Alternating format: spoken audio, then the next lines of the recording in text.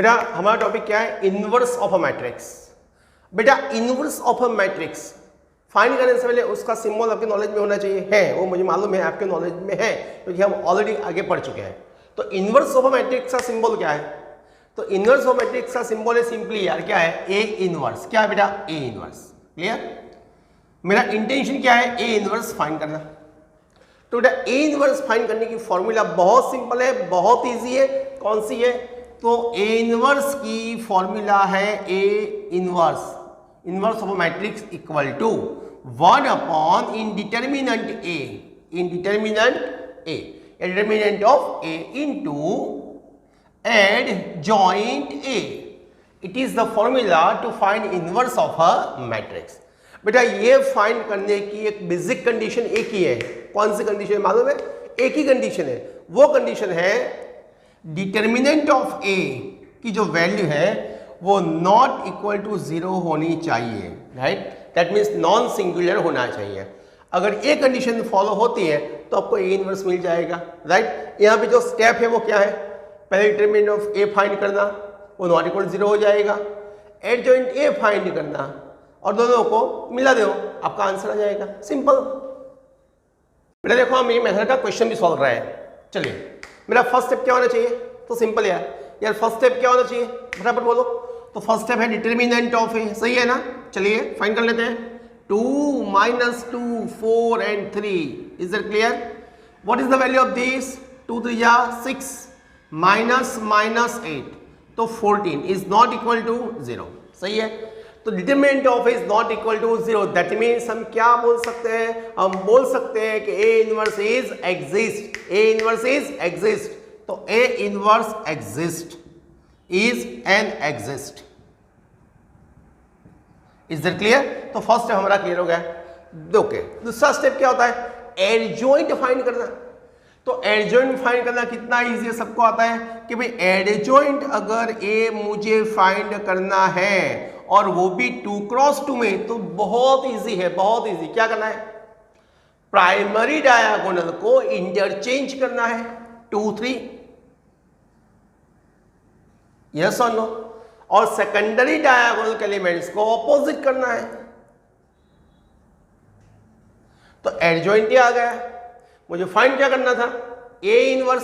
भाई A inverse की formula आपको मालूम है, तो A inverse is equal to 1 upon determinant of A into adjoint A is equal to 1 upon 14 adjoint A 3 2 -4 and 2। समझ में आ रहा है, 1 upon 14 3 2 -4 and 2 it is your final answer, right. तो ऐसे आप एडजॉइंट का यूज करके ए इनवर्स फाइंड कर सकते हो।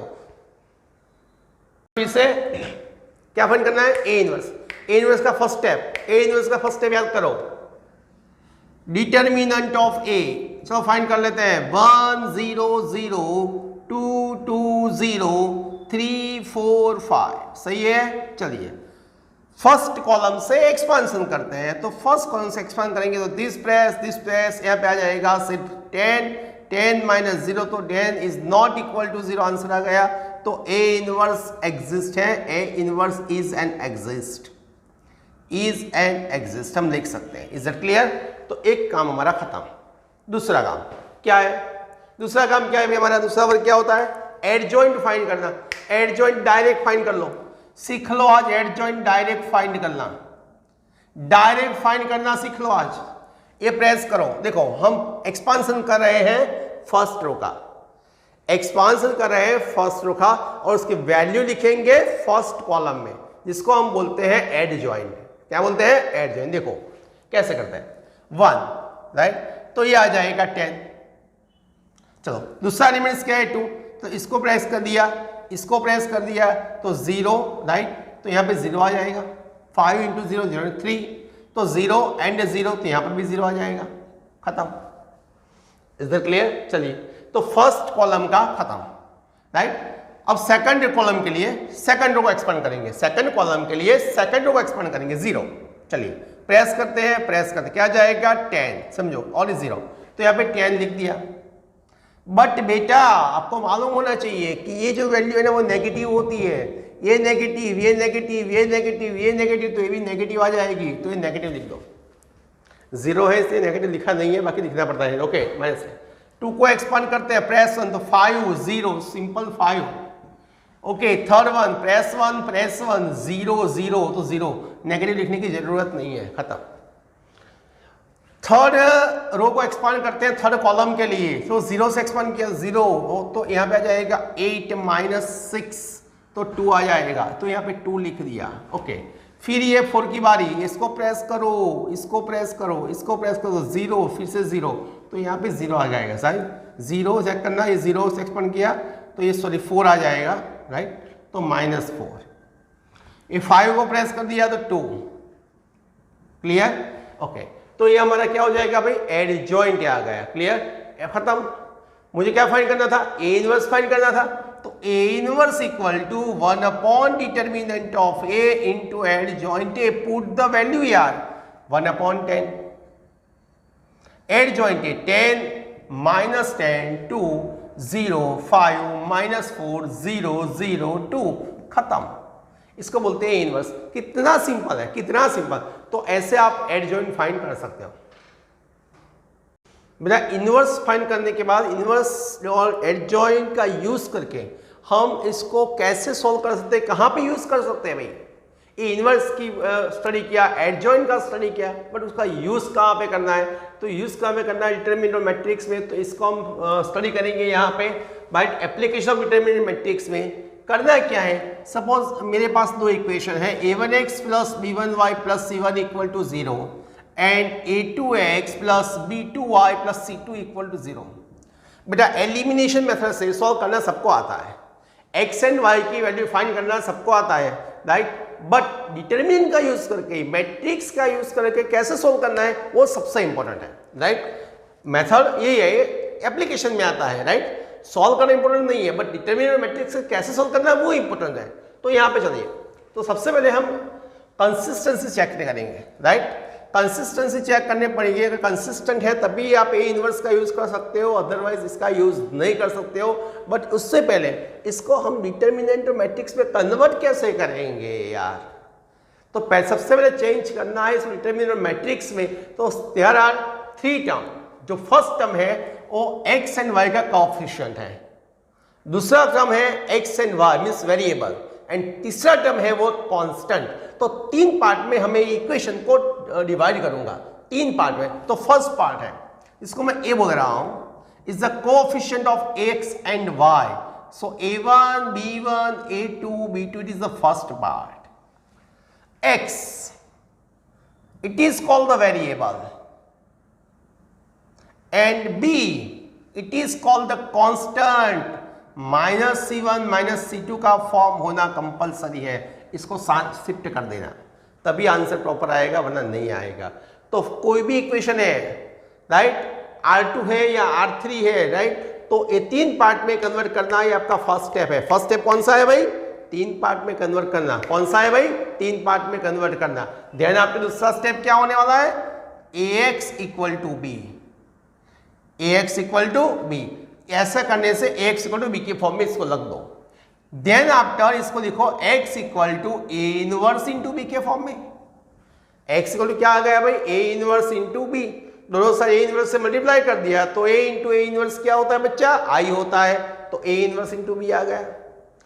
अब a इनवर्स फाइंड करना किसको नहीं आता, सबको आता है। 1 upon determinant of a into adjoint a, it is the 1 term, and dot b। तो ये आपका आंसर हो जाएगा, राइट। दोनों साइड कंपेयर कर लो तो आपको x और y का वैल्यू मिल जाएगा। हम क्वेश्चन में सॉल्व कर रहे हैं। ये जो मेथड है वो सिर्फ R2 के लिए है। अगर R3 वाला मेथड होता तो क्या होता, अगर R3 वाला मेथड है तो भी सेम है यार, सेम है। क्या है, तो सपोज मेरे पास a1x + b1y + c1 = d1, right. a2x + b2y + c2z c1z, या प्लस d1 लिख देते हैं, +d1 + d2 = 0। a3x + b3y + c3z plus d3 equal to 0। There are 3 equation. बेटा सेम, कोई प्रोसेस में चेंज नहीं। फर्स्ट मैट्रिक्स क्या आएगा? Coefficient of x, y and z, coefficient of x, y and z। Second matrix क्या आएगा? Variable का x, y and z। Third matrix क्या आएगा? कांस्टेंट का, -d1, -d2, -d3। Then after same process, yes और no. तो ये दोनों सॉल्यूशन आप फाइंड कर सकते हो। बहुत इजी है बेटा, बहुत इजी है, बट ये थोड़े समझ करना पड़ेगा कि थोड़ा लेंथी क्वेश्चन हो जाता है। बेटा ये सॉल्यूशन फाइंड करने के पैसे एक से इंपॉर्टेंट बात है, वो क्या है? कंसिस्टेंसी। बेटा ये मेथड में सबसे जो इंपॉर्टेंट पार्ट है वो कंसिस्टेंसी है। कंसिस्टेंसी चेक करना बहुत हार्ड वर्ड है? No, it is very easy word है। कुछ नहीं है, अगर डिटर्मिनेंट ऑफ ए, समझो डिटर्मिनेंट ऑफ ए जो होता है वो इक्वल टू 0 आता है तो नॉन कंसिस्टेंट हो जाएगा, और determinant of A not equal to 0 आता है तो कंसिस्टेंट हो जाएगा। बस इससे ज़्यादा कुछ नहीं है, बस ये चेक करना पड़ेगा, अदरवाइज आपको ये सॉल्व करने में प्रॉब्लम होने वाली है। ये मेथड का क्वेश्चन सॉल्व करते हैं। देखो बेटा 2x2 का है, 3x3 का है, मेथड सेम होती है, राइट। चलो यहाँ पे दो इक्वेशन दिया गया है, x + 2 = है। तो फर्स्ट स्टेप मेरा क्या होना चाहिए? मेरा फर्स्ट स्टेप क्या होना चाहिए? x एंड y का कोएफिशिएंट लिखना पड़ेगा। x एंड y का कोएफिशिएंट जिसको हम बोलते हैं मैट्रिक्स A। देखो x एंड y का कोएफिशिएंट, x का कोएफिशिएंट 1, 2 एंड 3 लिख दिया। दूसरा मैट्रिक्स क्या होता है? तो दूसरा मैट्रिक्स होता है वेरिएबल का। यहाँ पे कितने वेरिएबल यूज किए हैं? 2, x एंड y। तो दूसरा जो मैट्रिक्स है वो x एंड y का है। Is that clear? तो दूसरा जो मैट्रिक्स है x y। भाई थर्ड मैट्रिक्स जो होता है वो किसका होता है? तो थर्ड मैट्रिक्स होता है कांस्टेंट का। बेटा यहाँ पे प्रॉब्लम नहीं है, ऑपोजिट साइड पे कांस्टेंट है इसलिए डायरेक्ट लिख दिया। अगर ऑपोजिट साइड नहीं होता ना तो मुझे ऑपोजिट साइड शिफ्ट करके लिखना पड़ता। समझो ऐसा होता कि भाई x + 2y - 2 = 0, तो 2 को शिफ्ट करना पड़ता, राइट। तो हम ऐसा कर सकते थे, राइट, ओके, नो प्रॉब्लम। तो हम ऐसा कर सकते, तो ये हमारा फर्स्ट स्टेप क्लियर हो गया। देन आफ्टर क्या होता है बेटा? ax = b, x = a inverse b लिख दिया, बहुत सिंपल है। Then after most important step determinant of a, right. बेटा यहाँ तक भी क्वेश्चन आता है, मैंने यहाँ कुछ आगे किया हुआ है यहाँ तक। तो इसको क्या बोलते हैं? तो अगर that means determinant of a is not equal to 0 होता है तो एक कंसिस्टेंसी प्रूव होती है। क्या होता है? कंसिस्टेंसी प्रूव होती है। एक कंसिस्टेंसी हमने प्रूव कर ली बेटा, राइट। तो कंसिस्टेंट है कि नहीं? तो कंसिस्टेंट है। Determinant of A not equal 0 है तो ये आ जाएगा। चलो इससे आगे बढ़ते हैं। मेरा इंटेंशन क्या है बेटा? x एंड y की वैल्यू फाइंड करना। तो मैंने क्या फाइंड किया? Adjoint A. Adjoint A find करके क्या कर लिया? a inverse. Adjoint A find करना आपको आता है? नहीं आता है तो अगले जो वीडियो है उसको देख सकते हो, राइट। फिर a इनवर्स फाइंड कर लिया। अब a इनवर्स फाइंड किया था तो कॉमन है। a इनवर्स फाइंड करने के बाद जो सारी वैल्यू थी, कौन सी?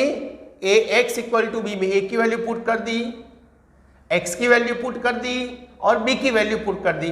तो x = a इनवर्स × b में मैंने तीनों वैल्यू यहाँ पे पुट की है और सिंपल मल्टीप्लिकेशन किया तो यहाँ पे मुझे मिल रहा है 0 एंड 1। कंपेयर कर दिया तो x = 0, y = 1, तो आपका आंसर आ गया। तो ऐसे आप किसी भी इक्वेशन को बहुत इजीली सॉल्व कर सकते हो। वो 2x2 है या 3x3, उससे कोई फर्क नहीं पड़ने वाला।